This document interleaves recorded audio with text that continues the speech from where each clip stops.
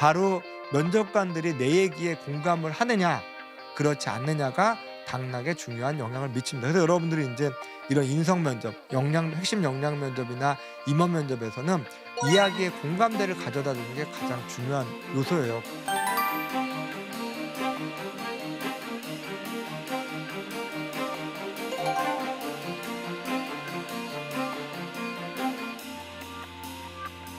가서 내가 정말 외향적인 모습을 보여줘야 돼. 내가 굉장히 씩씩한 모습만을 보여줘야 돼. 이렇게 정의를 내려가지고 나와 다른 모습을 보여주는 거는 별로 좋은 방법이 아니에요. 그래서 여러분들에게 맞는 모습을 보여주되 대신 자연스러운 모습을 보여주는 게 중요합니다.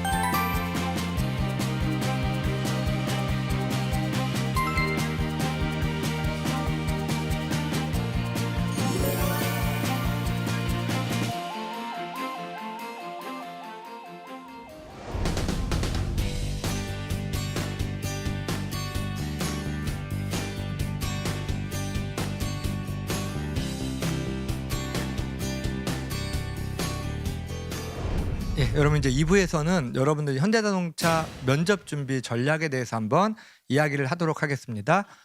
우선적으로 현대자동차에서 보는 면접의 종류에 대해서 여러분들이 좀 아시는 게 도움이 될 텐데 보통 이제 1차 면접에서는 우리가 핵심 역량 면접, 직무 역량 면접이라는 이제 면접들을 진행을 하게 됩니다. 뭐 흔히 실무 면접이라고도 이야기를 하는데 핵심 역량 면접은 아까 제가 일부에서 얘기했던 것처럼 여러분들의 경험이나 가치관을 판단하고자 이제 한 명씩 들어와서 면접관들 2명 또는 3명이서 여러분들에게 질문을 합니다. 이때는 이제 여러분들의 이력에 대한 질문은 하지 않아요. 그리고 실제 면접관들이 여러분들의 어떤 이력도 가지고 있지 않습니다. 소위 말해서 이 사람이 어떤 학교에서 어느 정도 학점에 어떤 그런 스펙들을 가지고 있는지 이런 것들을 보는 게 아니라 여러분들의 어떤 자기소개서에 있는 경험들 이런 것들을 토대로 해가지고 질문을 합니다. 그래서 자소서에 썼던 내용들을 중심으로 묻기도 하고요. 또는 자소서에 있는 내용은 아니지만 다른 질문들을 할 수도 있습니다. 그래서 보통 이제 많이 하는 질문들이 예를 들면 팀워크와 관련된 질문들. 본인이 대학 생활하면서 팀워크를 발휘했던 경험을 얘기해봐라. 다른 사람들과의 어떤 협업을 통해서 성과를 도출해봤던 경험을 얘기해봐라. 뭐 이런 걸 물어보기도 하고요. 또는 인간관계, 사람 관계 갈등에 대한 해결 방법들. 다른 사람들과 일을 할 때 생겼던 갈등들에 대해서 한번 얘기해보자. 또 그런 경험들을 한번 얘기해봐라. 또 그런 것들을 본인이 어떻게 해결해 나갔는지를 얘기해봐라. 이런 것들을 물어볼 수도 있고요. 그래서 이렇게 흔히들 이제 우리가 지금까지 살아오면서 겪을 수 있을 만한 여러 경험들, 뭐 힘들었던 경험이 뭐냐, 성취했던 경험에 대해서 한번 얘기해보자. 또는 가장 도전적으로 해봤던 경험, 또는 근래 본인에게 가장 인상 깊었던 어떤 기억이 뭐가 있는지 이런 식의 어떤 경험들을 시작으로 해서 이후에 이제 추가적인 질문들을 해나가는 그런 식의 이제 면접들이 이제 핵심 역량 면접입니다. 그래서 여러분들이 이제 요 면접이 사실은 변별력도 커요. 그래서 여기서 얼마나 잘 하느냐. 여러분들이 잘한다는 건 뭐냐면 아까 얘기한 것처럼 어떤 특별한 경험을 얘기하는 거가 잘하는 건 아니에요. 특별한 경험이 없더라도 내가 하는 이야기들이 면접관들이 들었을 때 고개를 끄덕일 수 있어야 됩니다. 그래. 이해가 된다. 그래. 이 지원자는 과거에 그런 경험을 했기 때문에 앞으로 우리 회사에서도 어쩔 수 있을 거다. 그런 식의 것들이 이제 와닿게 되면 좋은 평가를 할 수 있겠죠.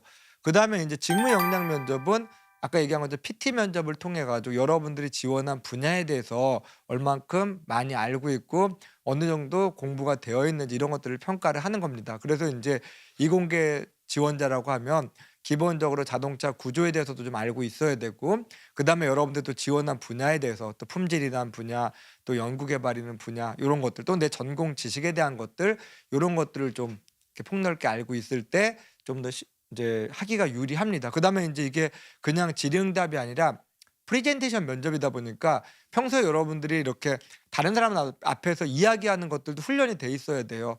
왜 그러냐면 특히나 공대생 같은 경우는 이런 상경계열과 비교했을 때 그런 기회가 많지 않잖아요. 물론 이제 경우에 따라서는 내가 수업 시간에 나와서 발표 같은 걸 해본 사람들도 있겠지만 아무래도 그런 경험이 적은 사람들은 나왔을 때 내가 지식이 부족한 게 아니라 이런 발표하는 그런 훈련들이 안 돼 있다 보니까 얼어 가지고 제대로 답변도 못 하거나 또는 제대로 이야기를 못하면 당연히 좋은 평가를 받기가 어렵겠죠. 그래서 여러분들이 요런 것들은 평소에 좀 준비를 해 둬야 돼요.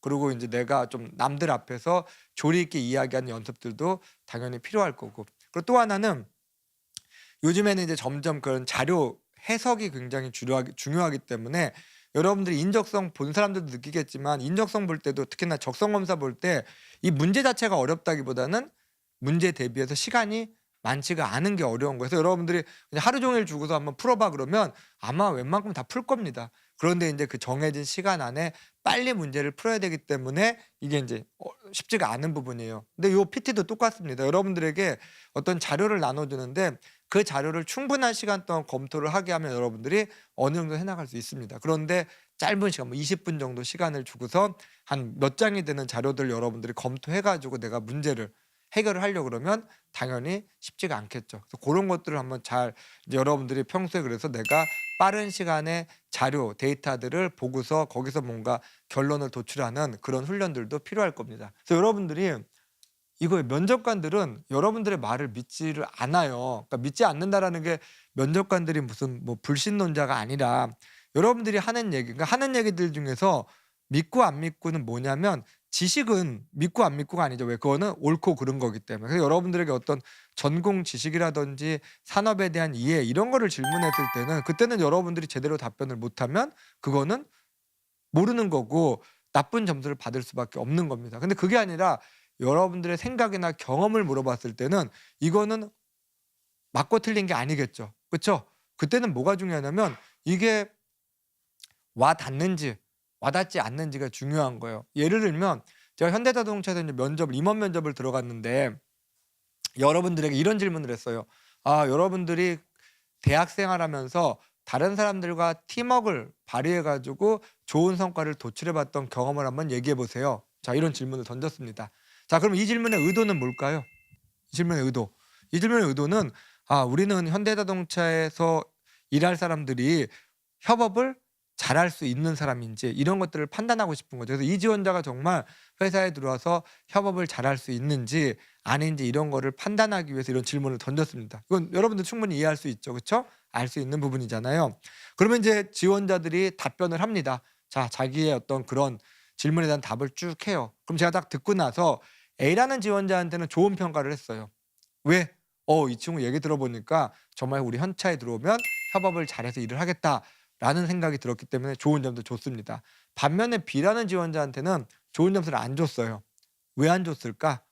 그 지원자는 이 지원자는 현대자동차에 들어와서 협업을 잘할 수 없을 것 같다라고 생각해서 좋은 점수를 안 줬을까요? 아니에요. 그런 학생들은 별로 없었어요. 있긴 있었는데 많지 않았습니다. 그럼 대부분은 누구냐? 모르겠다. 판단 불가.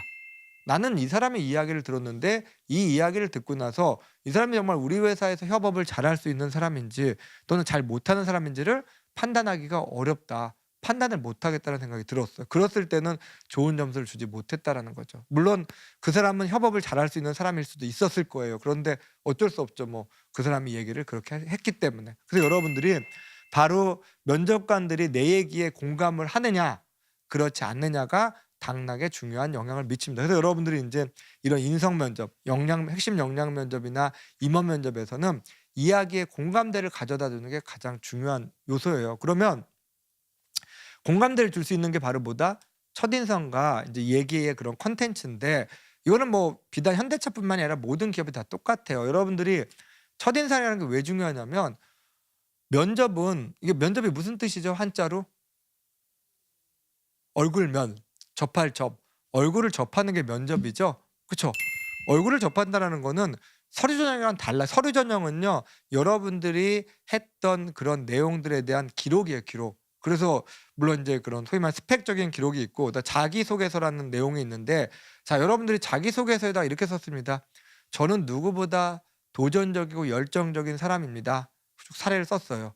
어차피 몰라 우리는. 그쵸? 근데 일단은 콘텐츠는 "저는 누구보다 도전적이고 열정적인 사람입니다."는 콘텐츠를 A랑 B랑 똑같이 썼습니다.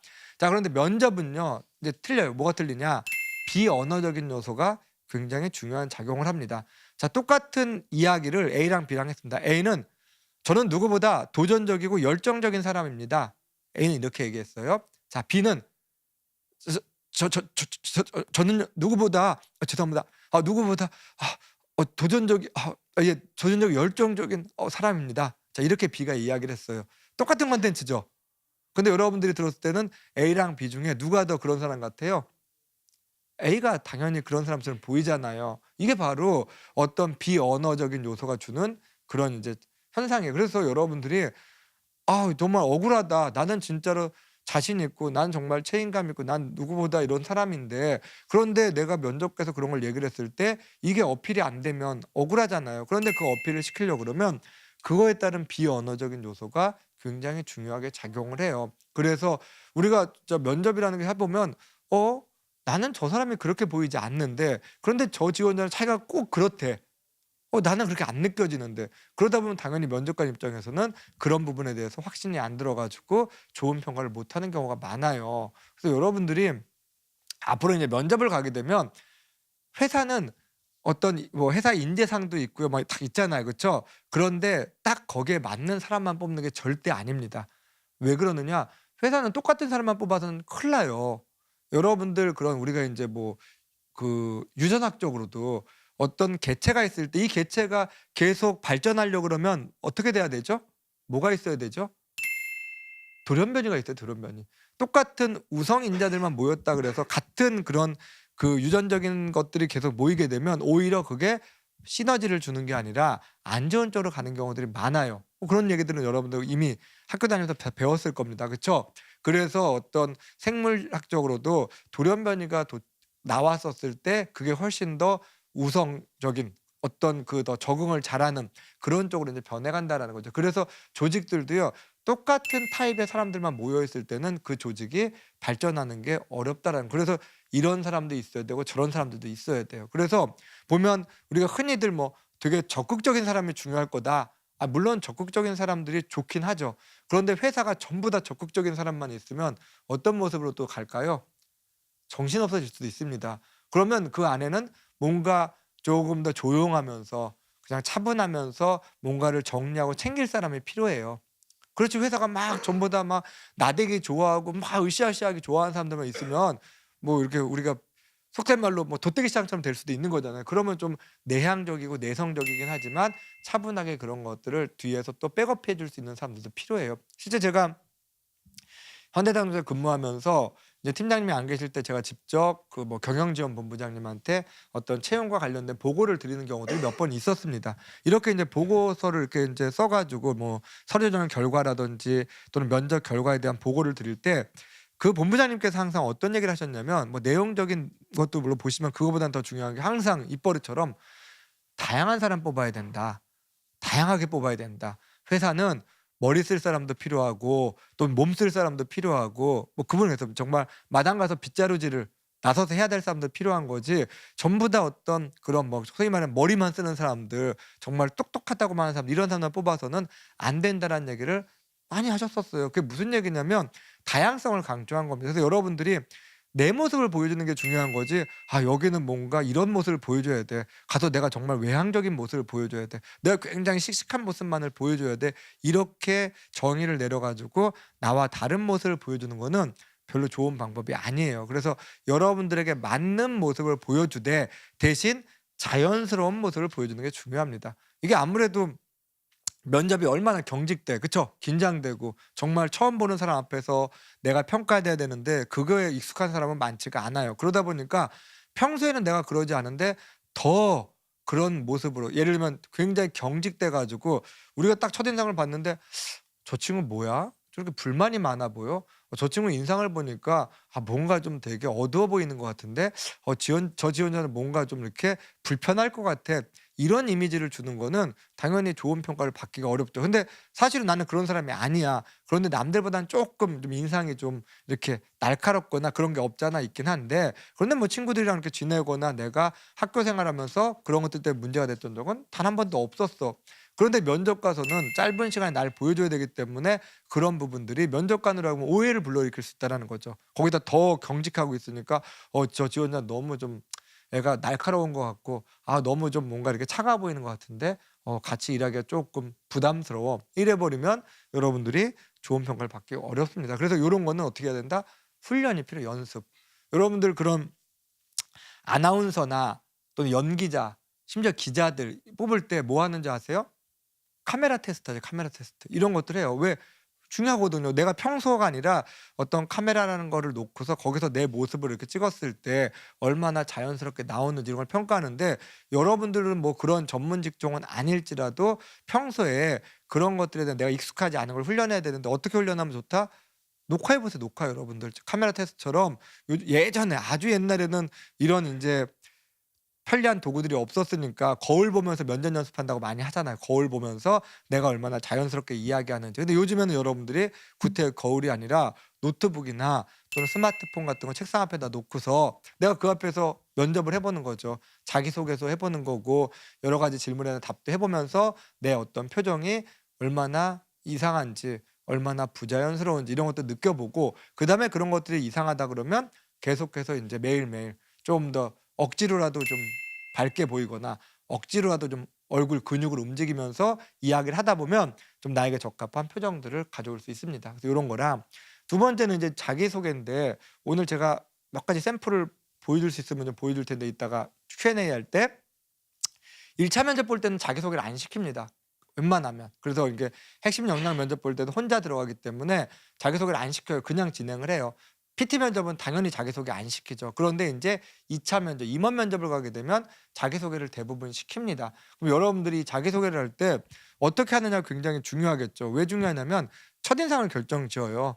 처음에 내가 나를 소개할 때 면접관으로 하여금 '어 이 친구 뭐야? 궁금해지는데. 이 지원자 뭐야? 뭔가 호감이 생기는데.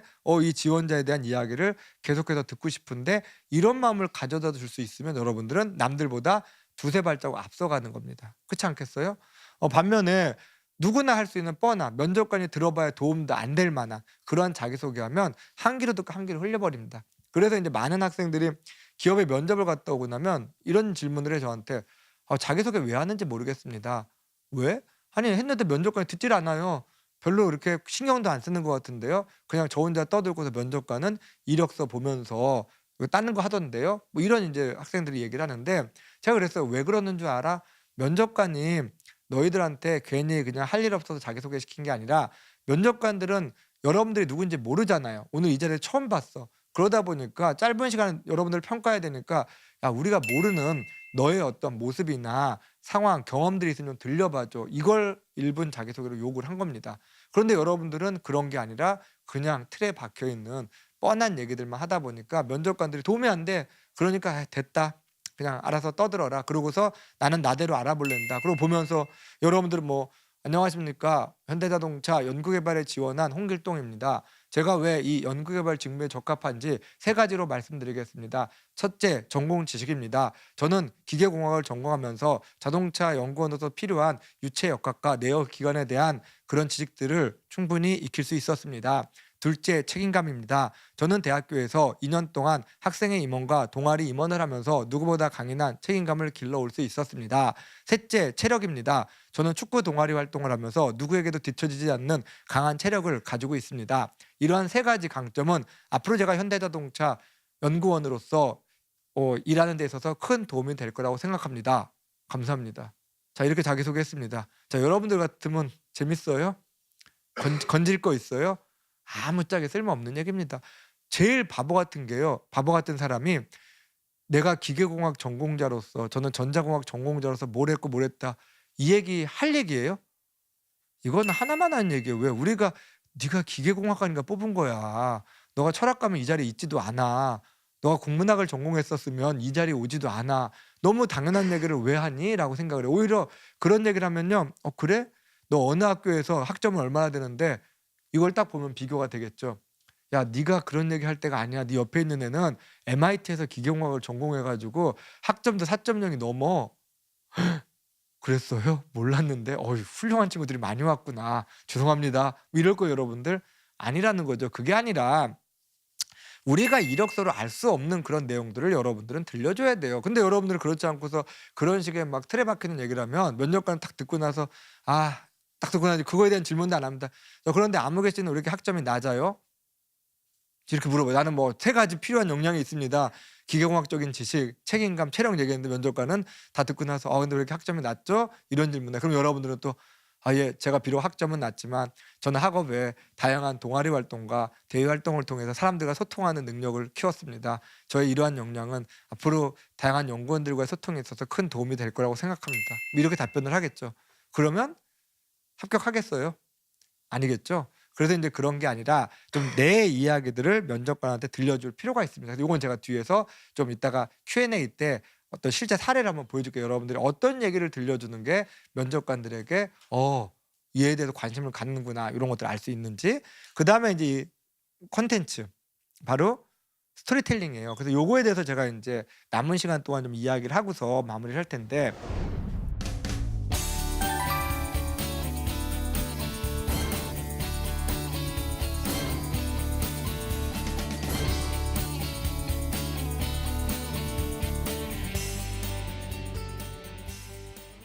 여러분들이 이제 그런 구조화 면접, 아까 핵심 역량 면접이 구조화 면접인데 이 구조화 면접을 대비하는 요령이에요. 이건 제가 나름대로 이제 기업에 있을 때는 고민을 안 해봤던 건데 대학교에서 학생들을 가르치다 보니까 이제 고민을 하게 됐어요. 왜 기업에 있을 때는 여러분들이 뭐 자소서를 제가 평가하거나 면접을 볼 때는 별로이면 어떻게 하면 되죠? 떨어뜨리면 돼요. 저는 제가 뭐 그걸 하면서 혼자서 왜 이 지원자의 자소서는 이 모양일까? 또 면접관으로서 왜 쟤는 하는 얘기가 왜 이렇게 하나같이 와닿지 않을까? 이런 거 고민할 필요가 있어요, 없어요? 없어요. 그냥 마음에 안 들면 그냥 점수 안 주면 되는 거겠죠. 그렇죠? 그런데 이제 대학교에서는 우리 학생들을 가르치는데 우리 학생들이 쓴 글이 왜 이 모양이지? 얘가 하는 얘기가 왜 이 모양이지? 그러고서 너 절로 가 이럴 수는 없잖아요. 그래서 이제 그거에 대해서 왜 그럴지를 제 나름대로 이제 고민을 많이 해봤죠. 그랬더니만 이제 이거였었는데, 이게 뭐냐면 보통 여러분들은 스토리텔링을 어떻게 하느냐? 어떤 상황, 그게 뭐 팀 프로젝트가 됐던 아르바이트가 됐던 동아리 활동이 됐던 간에 어떤 상황들을 여러분들이 이제 제시를 해줍니다. 이러이런 상황이었다. 내가 이런 걸 하고 있는 상황이다. 그런데 그 상황에서 이 상황이 이제 만만한 상황이 아니죠. 여러분들이 보통 스토리텔링 하는 거는 어려운 상황, 문제가 뭔가 봉착된 이런 상황들을 제시를 하면서 여러분들이 어떻게 했다? 의도된 행동을 했다. 그 상황을 해결하기 위해서 내가 직접 적극적으로 나섰다. 내가 어떤 아이디어를 냈다. 내가 어떤 분야들을 공부를 했다. 내가 직접 연구실에 가서 조교님들에게 질문을 구하고 교수님께 직접 어떤 자문을 구해서 어쨌든 간에 이렇게 의도된 행동을 해가지고 어떻게 했다? 좋은 결과를 도출해냈다. 그래서 우리는 그 힘들어 보였던 프로젝트를 성공적으로 마무리해서 A+를 받았습니다. 또는 좋은 결과, 상을 탈 수 있었습니다. 자, 이렇게 여러분들이 이야기를 해요. 그리고 이제 마지막으로는 여러분들은 이러한 경험을 통해서 저는 깨달음을 얻었다 그래요. 어떤 깨달음? 내가 했었던 이런 행동이 얼마나 가치가 있는지, 얼마나 중요한지를 깨달을 수 있었습니다. 보통 이렇게 여러분들이 자소서를 쓰거나 면접을 준비할 때 스토리텔링을 합니다. 그래요, 안 그래요? 그렇게 하죠. 자, 그러면 이렇게 했을 때 가장 큰 논리적인 모순이 있어요. 그게 뭘 것 같아요, 여러분들? 한번 들여다보세요. 어떤 부분이 논리적 모순이 있을까?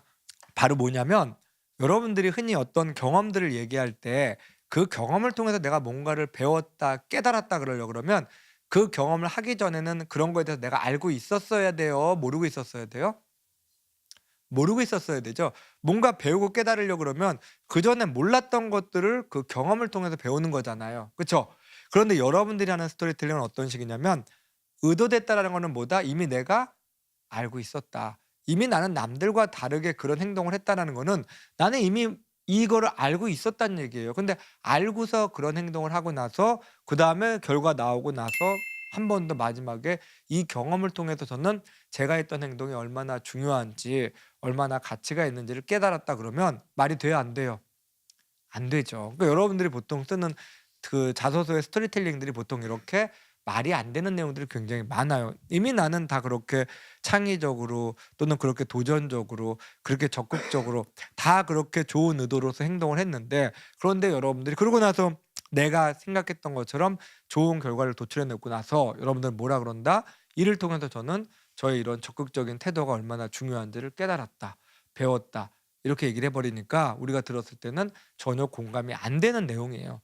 그런데 서류 전형에서는 그렇게 써도요 합격을 해요. 할 사람들은. 그러니까 아무나 합격하는 게 아니라 할 사람. 할 사람은 누구죠? 아까 일부에 얘기했던 것처럼 스펙이 괜찮은 사람들은 이렇게 쓰나 저렇게 쓰나 서류가 붙습니다. 그런데 이제 면접은 달라요. 면접 때는 이렇게 얘기를 하면요, 이제 면접관이 바로 태클이 들어오게 돼 있습니다. 이런 구조화 면접에서는. 왜 그러냐면 보통 여러분들이 어떤 의도된 행동을 해서 좋은 결과가 나왔다 그러면 뭐가 중요하냐? 면접 때는 뭘 물어보느냐? 이걸 물어봐요. "왜 그렇게 했어요?" 본인은 왜 남들과 다르게 그렇게 행동을 한 거죠? 왜 그 상황에서 본인만 유독 그런 행동을 하게 된 거예요? 본인은 어떻게 그런 아이디어를 낼 수 있었죠? 본인은 왜 그렇게 적극적으로 배우려고 했었던 거예요? 다른 조원들은 그러지 않았었는데. 이걸 우리가 면접 때 제일 많이 물어봐요. 핵심 역량 면접, 구조화 면접에서 하는 질문이 이겁니다. 그래서 여러분들이 바로 여러분들 내가 지금까지 했었던 경험들을 정리할 때 내가 정말 어떤 상황에서 의도된 행동을 했다라고 하면 여러분들은 뭘 고민해야 된다? '내가 왜 그렇게 할 수 있었지? 내가 정말 그 당시에 왜 그랬을까? 왜 나는 그때 끝까지 포기하지 않았었지? 나는 어떻게 내가 그런 새로운 방법들을 제시할 수 있었었지? 내가 왜 거기서 그렇게 솔선수범하는 행동을 했었던 거야?' 요걸 여러분들이 생각을 해서 정리를 해야지만 면접 갔을 때 소위 말해서 털리지 않습니다. 그런데 이런 걸 생각 안 해 놓고 그냥 내가 당연히 한 거니까 여러분들은 했다라만 생각을 하고서 그냥 넘어가면요. 면접관이 그런 질문을 했을 때 할 말이 없어져요. "왜 그렇게 하셨어요?" 그러면 "어 글쎄요. 왜 그랬지?" 속으로는 그러죠. 그럼 당황스럽죠. 그러니까 이제 당황해 가지고 "아 저는 뭐 책임감이 뛰어나서 그랬습니다." 아니 다른 사람들은 책임감이 없었어요? 왜 본인만 그렇게 책임감이 뛰어났어요? 저는 어릴 때부터 책임감이 뛰어났습니다." 아니 왜 본인은 이렇게 어릴 때부터 책임감이 뛰어났죠? 아니 그냥 "뛰어나요." 왜 물어보세요? 이럴 수 없잖아요. 그러니까 여러분들이 답답해지는 거예요. 그리고 여러분들도 그냥 뻔한 얘기만 하는 거고 면접관도 답답해지는 거고. 그래서 여러분들이 바로 그렇게 끝나고 나면 이제 땀 보면 학생들 그래요. 이렇게 구조 면접하면요. 막 땀 삐질삐질 흘립니다. 막 당황해 가지고 "아 죄송합니다. 다시 답변 드리겠습니다. 죄송합니다. 생각 좀 해 보고 말씀드리겠습니다." 아니 본인이 다 해 놓고서 물어보는데 너무 당연한 질문을 물어보면 너무 당연해서 그런지 모르겠지만 학생들은 굉장히 어렵게 생각을 해요. 그 이유가 바로 여러분들이 왜 내가 그렇게 했는지에 대해서 평소에 고민을 안 했기 때문에 그렇습니다. 그래서 이게 이제 첫 번째고요. 그다음에 두 번째는 이겁니다. 보통 여러분들이 어떤 상황에서 행동을 했는데 알고 보면 그 행동은 의도치 않은 행동일 경우가 굉장히 많아요. 그 의도치 않았다는 게 뭐냐? 내가 정말 이렇게 했었을 때 그런 좋은 결과가 나올 거라고 생각했던 게 아니에요. 그럼 왜 그런 행동을 했느냐? 뭐 누가 시켜서 또 어쩔 수 없는 이유 때문에 또는 다른 어떤 상황이어서 또는 상황이 그것뿐이 없어 가지고 어쨌든 간에 나도 크게 기대한 게 아니고 그냥 의도치 않게 뭔가를 내가 한 거예요. 거창하게 여기 앞에서 나온 얘기는 내가 의도해서 알고서 한 거고 밑에 얘기는 알고 한 게 아니라 여러 가지 상황 때문에 내가 어떤 행동을 한 겁니다. 그런데 이 행동이 그냥 끝나 버리면 의미가 없겠지만 어떻게 됐다? 좋은 결과로 이어진 거예요. '나는 이런 걸 기대한 게 아닌데 정말 이런 좋은 결과가 나왔네. 내가 의도치 않았던 경험으로 인해서 행동으로 인해서.' 그러고 나면 이제 뭐가 된다? 비로소 깨달음을 얻는 거 이때. '아 앞으로는 내가 이런 상황에서는 이렇게 행동하는 게 중요하겠구나. 이렇게 하는 게 정말 좋은 결과를 낼 수 있겠구나.'라고 여러분들이 깨닫는 겁니다. 이해가 되겠어요? 그래서 여러분들이 인제 지금부터 여러분들이 내가 여태껏 썼던 경험들이 쭉 있을 거 아니에요. 그쵸? 여러 경험들을 스토리텔링 시켰을 텐데 그 경험들을 크게 두 가지로 한번 구분을 해 보세요. 정말 내가 그 상황에서 이런 걸 의도해서 한 게 맞는지. 아마 대부분 이렇게 썼을 거거든요, 이렇게. 생각을 해 보고 그다음에 '아 생각해 보니까 의도한 게 아니었네. 그때는 내가 그런 기대로 한 게 아니라 그냥 끝까지 해야지 돈을 내가 받을 수 있기 때문에 그렇게 했던 거였었어. 지금 생각해 보니까 교수님의 눈치 때문에 하필 내가 그 과목의 교수님이 내 논문 지도 교수라서 나는 다른 학생들은 그냥 적당히 하고 넘어갈 때 만약에 나까지 적당히 했을 경우에 나한테 미칠 화는 남들보다 더 컸기 때문에 그래서 어쩔 수 없이 그렇게 내가 실험을 했었던 건데 그런데 그게 하고 나니까 정말 교수님한테 좋은 평가, 다른 조들과 다르게 좋은 결과를 도출해 냈어. 그러고 나면 그때 깨닫는 거죠. '아 내가 그 당시에는 교수님한테 찍힐까 봐 했었던 행동이었었지만 앞으로는 그런 상황이 아니더라도 이런 문제를 해 나갈 때는 그렇게 세부적인 것까지 꼼꼼하게 하는 게 굉장히 중요하겠구나. 좋은 결과를 내는데 중요한 요소가 될 수 있겠구나.'라고 여러분들이 깨달았다는 식으로 스토리텔링을 하는 겁니다. 이해되겠어요? 이게 바로 구조화 면접입니다. 그래서 보통 여러분들이 이제 면접 가게 되면 바로 이런 원인, '왜 그랬어요? 왜 그렇게 했죠? 남들과 다른 이유가 뭐였어요?' 요런 것들을 집중적으로 물어보게 듣게 될 텐데 그때 이 원인은 바로 뭐가 된다? 보통은 이렇게 과거에 의도치 않았던 상황이나 또는 실패 경험을 통해서 내가 그렇게 하는 게 정말 중요하고 필요하다는 걸 알고 있었다는 것들을 같이 들려주면 그때 좋은 답변이 될 수 있습니다. 이해되셨어요? 한번 간단하게 예시를 한번 들어볼게요. 저는 대학교 3학년 때 캄보디아로 해외 봉사활동을 다녀왔던 경험이 있습니다.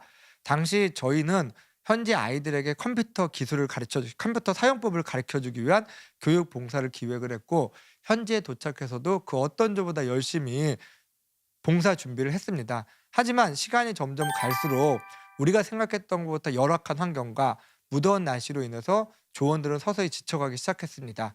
설상가상으로 현재 아이들의 관심과 참여가 부진해서 제대로 된 교육을 할 수 없는 상황에 다다랐습니다. 자, 여기 상황이에요. 그렇죠? 자, 이렇게 여기까지 보통 여러분들이 보통 많이 하잖아요. 그러고 나면 이제 그다음에 뭐가 나온다? 여러분들 이렇게 해요. 하지만 저는 그런 상황 속에서도 긍정적인 생각으로 어쨌든 할 수 있다는 생각으로 지쳐있는 조원들을 독려하고자 노력했습니다. 그래서 저는 조원들을 한데 모아서 이런 상황에서 우리가 할 수 있는 일이 뭔지에 대해서 서로 의견을 공유하고자 노력을 했고, 그래서 저는 저희가 직접 인근에 있는 현지 학교 홍보를 나가자라는 그런 아이디어를 제안을 해서 조원들을 독려해서 다음날 현지 학교에 홍보를 나갔고, 그 결과 많은 학생들이 교육에 참여할 수 있고 저희는 성공적으로 교육 봉사를 마칠 수 있었습니다. 뿐만 아니라 봉사 마지막 날은 전체 참여조 중에 최우수조로 선정될 수도 있었습니다. 좋은 결과. 그 다음에 이제 마무리. 이를 통해서 저는 긍정적인 태도로 끝까지 포기하지 않는 자세가 얼마나 중요한지를 배울 수 있었습니다. 자, 마무리. 이게 여러분들이 보통 하는 얘기예요. 어때요? 들어보니까 공감이 될 것 같아요? 아니죠. 이미 너는 다 어떻게 했다? 그렇게 긍정적으로 행동하고 조언들을 독려하고 그런 아이디어를 다 냈잖아요. 그리고 성공했죠. 그러고 났더니 이를 통해서 저는 그런 태도가 얼마나 중요한지 배웠다 그러면 우리는 야, 뭘 배워? 너 원래부터 그랬다며. 이렇게 하는 거죠. 그러면 이제 뭘 물어본다? 왜 그랬어요? 이걸 왜 물어보냐면, 생각해보세요. 여러분들 앞에 상황을 들어보니까 지치고 힘든 게 정상이에요? 비정상이에요? 정상이죠. 이렇게 열심히 했는데 날도 덥고 환경도 안 좋고 게다가 애들 참여도 안 하면 지칠만 해요, 안 해요? 지칠만 하죠. 근데 오히려 그 상황에서 우리는 긍정적으로 조언들을 독려하는, 네가 더 이상해. 도대체 너 왜 그렇게 한 거야? 너는 안 지친 거야? 안 더웠어? 도대체 뭔 일이 있었길래 그렇게 한 거야? 이걸 우리는 물어보겠죠. 뭐니? 이게 바로 구조화 면접이에요. 그러면 이제 여러분들은 답변을 해야 돼. 답변을 할 수 있어요, 없어요? 못 해요. 왜? 당연하게 생각을 했기 때문에. 나는 내가 뭘 했는지를 여러분들은 자꾸 생각을 해요. 그래서 저는 일주일에 2번씩 회의를 소집했습니다. 일과가 마치고서 우리는 이렇게 한 자리에 모여가지고 제가 이런 걸 주도했습니다. 이러한 디테일한 것들만을 고민을 해왔지 정작 중요한 내가 왜 이렇게 남들과 다르게 했지를 생각을 안 해봤다라는 거죠. 그래서 이제 가서 말도 안 되게 저는 누구보다 책임감이 뛰어나서 그랬습니다. 저는 끝까지 포기하지 않는 게 중요하다고 생각해서 그랬습니다. 이렇게 얘기를 하면 설득이 안 돼요. 그러면 우리는 계속해서 공감이 안 된다, 모르겠다, 넘어가는 거죠. 그럼 이제 어떻게 얘기한다? 이렇게 한번 얘기해 보세요. 예, 제가 사실 그럴 수 있었던 이유는 저는 대학교 1학년 여름방학 때 선배의 권유로 농촌 봉사활동을 일주일 동안 다녀왔던 경험이 있습니다. 당시에 호기심에 참여를 했는데 막상 가보니까 제가 생각했던 것보다 훨씬 더 일도 고되고 또 특히나 잠자리가 너무 불편해서 솔직히 이틀 지나고 나서 아프다는 핑계로 돌아올 생각이었습니다. 그런데 그때 같이 갔었던 3학년 학생회장 선배는 행사를 준비하고 기획하면서 매일 잠도 못 자면서 저보다 더 힘들었을 텐데도 단 한 번도 힘든 내색조차 하지 않고 항상 긍정적으로 힘들어하는 저와 저희 동기들에게 좋은 이야기를 많이 해주었습니다. 솔직히 그 덕분에 저는 그 선배 때문에 남은 기간 동안 올려는 생각을 접고 남은 기간 동안 농화를 다 마치고서 복귀할 수 있었습니다. 그때 제가 들었던 생각은 다 같이 힘든 상황 속에서 누군가 긍정적이고 이런 모습들, 긍정적인 모습을 보여준다고 하면 다른 사람들에게도 큰 힘이 될 수 있다는 걸 깨달았었고, 그래서 대학교 3학년 때 물론 저도 캄보디아에서 힘들고 지친 건 마찬가지였지만 제가 나서서 그런 긍정적인 행동을 할 수 있었습니다. 자, 이렇게 답변하면 어떨 것 같아요, 여러분들? 공감이 되겠어요, 안 되겠어요? 되죠? 이게 바로 구조화된 스토리텔링이에요. 그래서 앞으로 여러분들이 이제 현대자동차 면접뿐만 아니라 다른 면접을 준비할 때도 이렇게 이제 내 경험들에 대해서는 어떻게 해야 된다? 바로 그렇게 구조화시킬 수 있도록 내가 왜 그러한 것들을 남들과 다르게 할 수 있었는지를 과거의 내 실패 경험이나 또는 과거에 내가 의도치 않았던 행동들을 통해서 얻었던 깨달음이 있었기에 그런 게 가능했다. 이런 식으로 준비를 해 두시게 되면 훨씬 수월하게 면접을 볼 수 있을 겁니다. 이해되셨어요?